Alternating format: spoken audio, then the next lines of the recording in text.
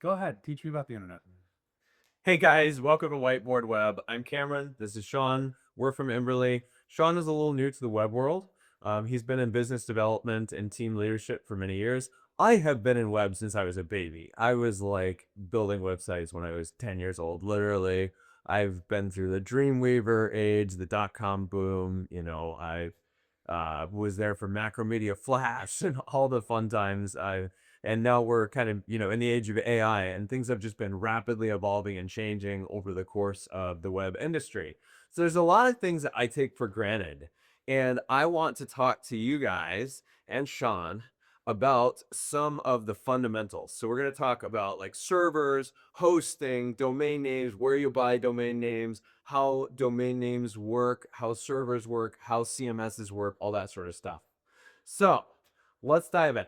The first thing I want to talk about is the difference between a domain and hosting. This is a really common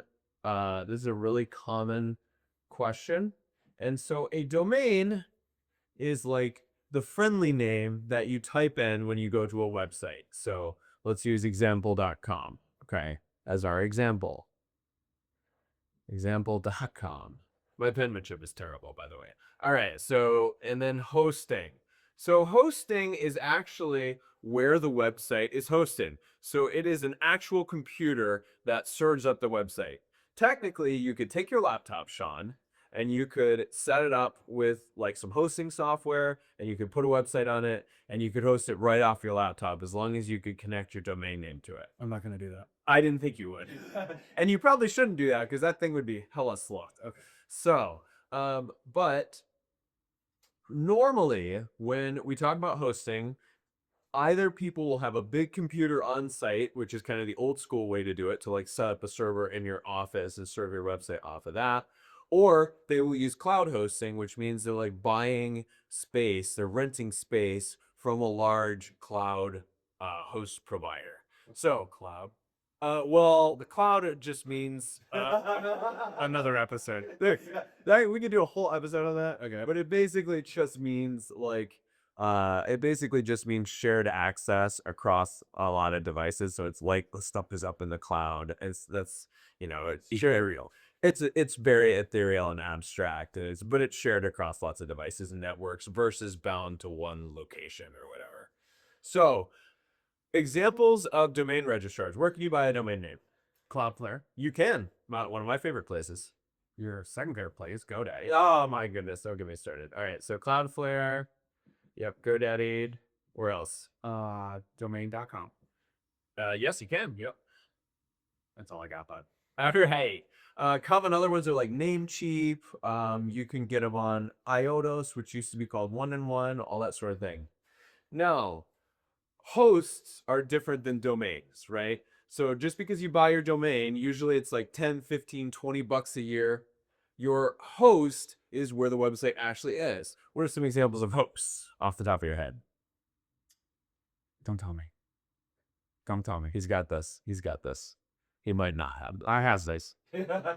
Uh, Wix.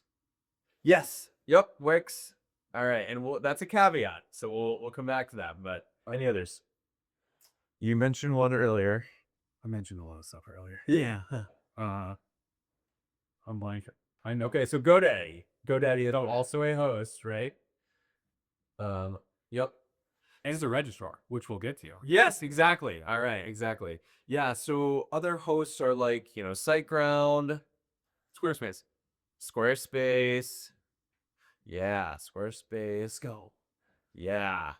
All right. So what ends up happening is your domain needs to get to your host, right? Now, this is where DNS comes in. Okay, so let's talk about DNS real quick. So your actual the internet basically doesn't read domain names unless it has some sort of protocol to do that with, and that's domain name service, or DNS. So DNS is basically what takes your domain name, your friendly name that you type in, and transforms it into an IP address that the host server actually understands. So your IP address is going to be something like, I don't know, 127.24.0. 37 or something like that. Who knows what IP address that actually is? But what happens is your domain goes through DNS, gets transformed into an IP address that the server actually understands, and that actually goes to your host. So your DNS has to be pointed. So DNS actually handles anything related to your domain pointing. So that's going to be, the IP address or IP addresses that point to your website hosting. It could be your email. So your MX records are part of your DNS setup, and that controls where your email is sent. If you were to migrate from like Google Workspace email to Office 365 email, you would have to change your MX records, right? And also stuff like verifications. If you want to verify that, let's say you're using a service like an Apollo or something like that, you might need a verification that you add to your DNS to verify with Apollo that you actually own that domain and they can actually start sending emails through it or something like that. This is the one that you can like wipe out email records. Totally. Oh yeah. Like you mess up. Okay. Very badly. Yeah, I'm trapped. I early in my career, every web developer does this early in their career, where they like launch a website and accidentally take out a company's entire email. And when everybody's email accounts are down and there's like 20, 40, 100 people and they're super mad at you, that is a really stressful situation. So you need to know your way around DNS before you start messing with that, but that's how that works. Now, DNS, by the way, is so this stuff is all managed by an entity called the ICANN. And I'm going to do a really terrible illustration of their building because I looked up what it looks like earlier today. It looks kind of like this. And it's got a bunch of beautiful blue glass windows, and it's in Palo Alto. So they are a nonprofit organization, and they are like the head honcho of domain stuff. That's probably a terrible illustration, but that is the International Commission of Assigned Names and Numbers. They are the ones who decide that you can buy and sell domain names, how domain names and DNS are handled, what the protocols are, what the standards are, all that sort of thing. Now, they allow people to become domain registrars, which a registrar is what, Shawn? Place where you register A domain. your domain. Exactly. Yeah, a place where you can register a domain. You can actually become a domain registrar, but you have to prove a whole bunch of stuff that you can handle the DNS resolution properly, and you pay like $3,000 or something a year to be on that list or whatever. So you can actually, technically, you could become a domain registrar yourself. But common domain registrars are going to be exactly the same as where you can buy domains. So it's Cloudflare, GoDaddy, Domain.com, Namecheap, all of that sort of thing. Those are domain registrars. That's the place that you actually go and purchase the domain name. You pay them, $20 a year or whatever. I believe they give a kickback to the ICANN, and there you go. Everybody's happy and your DNS resolves properly. Now, I want to talk about how websites actually work, because you alluded to this earlier, Shawn. But there is something called a CMS. What does that stand for? Content management. Content management system, exactly. So a CMS or content management system is what actually manages your content. So let's look at a typical website. So let's say this is your web page. It's in your little browser here. Here's your little browser bar where you typed it in. Here's your little go button. Here's our web page. That web page probably has a bunch of stuff on it, and that stuff is made up of different files, right? You might have some text files. You might have maybe like a font, right? You might have images. You might have, what other content types go on a website? You might have like a JavaScript file or something like that. So gravity form. A gravity form, yeah.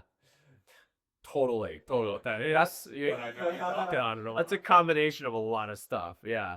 But yeah, so you have a bunch of stuff that goes into a web page to make the web page, right? So in the early days, and I was there for this, it was fun. We had HTML, hypertext markup language, and we built websites with code. That was how you built it. You coded it from start to finish, and that was it. So once we realized that we needed a lot of dynamic content, like, hey, when you log in, you see different content than someone else who logs in.